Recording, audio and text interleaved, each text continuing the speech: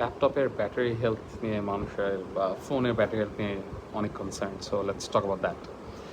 So battery health যেটা দেখায় এটা হচ্ছে একটা হিউরিস্টিক্স বা অ্যাপ্রক্সিমেশন। এটা কোনো সলিড নাম্বারস না, কোনো ওরা দেখবেন যে ব্যাটারি হেলথ এটা চেঞ্জও হয়, কমেও বাড়েও। কারণ হচ্ছে যে ও কিছু ডেটা অ্যানালাইজ করে ওটার বেসিসে ও ওর কিছু একটা ইকুয়েশন আছে, ওই ইকুয়েশন ওয়াইজ ও একটা রেজাল্ট দেয়।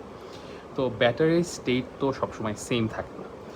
আর আপনি যদি ব্যাটারি কেয়ার করতে চান খুব ভালো মতো, সে ওই ক্ষেত্রে হয়তো আপনি কী করবেন, আপনি বেশিরভাগ সময় ল্যাপটপটা চার্জ দিয়ে চালাবেন। ব্যাটারি একদম 100% করবেন না, আপনি 50-60% রেখে চালাবেন। একদম বন্ধ হয়ে যেতে দিবেন না, বেশি হেভি স্কুলে ম্যাথে ব্যাটারির মাথা টাথা খারাপ হয়ে যায়। তারপরেও মানে আমি জাস্ট একটা এক্সাম্পল হিসাবে একটা দেখাই। এটা হচ্ছে আমার কারেন্ট ল্যাপটপের অবস্থা। এটা যে কতবার চার্জে না পেয়ে বন্ধ হয়ে গেছে, 1-2% চার্জে ছিল জানে, এখনও 90%। এটা প্রবলি 2 বছর হয়ে গেছে মনে হয়।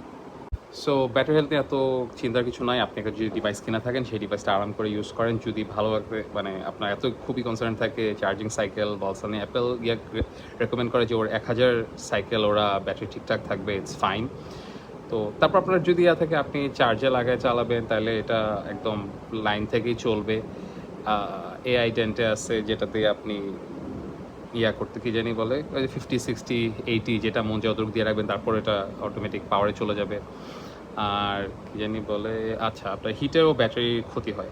তো আপনি যদি ওই যে ফ্যান অন করে রাখেন বা কুল জায়গায় রাখেন, ওই ক্ষেত্রেও ব্যাটারি বেশি টিকবে।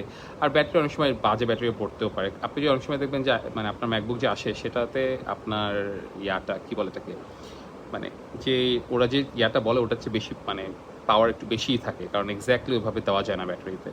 তো ওইটা একটু কম বেশি থাকে, তো ওটা নিয়ে এত টেনশনের কিছু নাই। Enjoy your device, any device which you or